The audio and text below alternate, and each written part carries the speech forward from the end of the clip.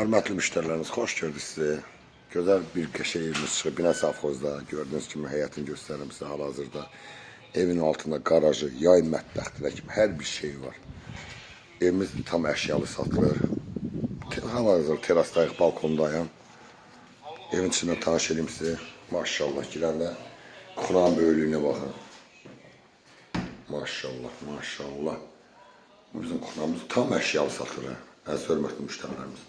Bu evimiz koridor sistemli evde gördüğünüz gibi yatak otaqlarımız da böyükdür, qəşəngdir. Hər bir şey quraşdırılır. Yatırılana kimi quraşdırılır. Bura ikinci yatak otağımızda. Sanitar sanuzlar qovşağımızda. Gördüğünüz gibi. Bura üçüncü yatak otağımızda. Burada qəşəng, böyük. Demək olar ki, 4'ün 8'e böyük bir dənə qonaq otağıdır. Pərdələrinə kimi hər bir şey qoyulub, hörmətli müştərilərimiz. Maşallah, maşallah.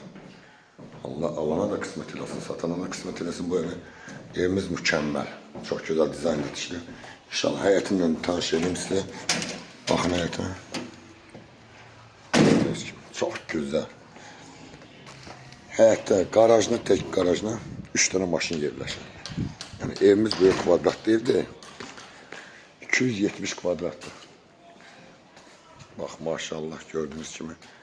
Bunun həyəti, garajını yaxından göstərim sizə. Evin hər bir tərəfində keçid var, hörmətli müştərilərimiz. Garaja da rahat 3 maşın yerləşir. Evin yan tərəfidir gördüğünüz kimi, tam fırlanmaq olur. Garajdan keçidlər var. Həyətdə sanuzör qovşağımız da var. Evimizin kombisi de var. Sanitar sanuzör qovşağı, kombi sistemi. Gördüğünüz kimi, bu da bunun yay mətbəxdir. Nə istəsəniz burada yaratmaq olur. Bu evi çox mükəmməl tikilibdir. Kəmərlə, yəni kəmərləmə kimi qoyulur. Yəni burada da əlavə yenə sanitar sanuzör qovşağı qoşmaq olar. Hörmətli müştərilərimiz, evimiz mükəmməl evdir. Hal-hazırda vacib satılır deyən bu evi satırıq. Evimizin qiyməti 89.000 manatdır. Famil müəllim, nə deyə bilərsən? Allah xeyir versin. Amin. Amin. Məsləhətli evdir. Amin. Valla. İnşallah xeyirsə Allah da satar.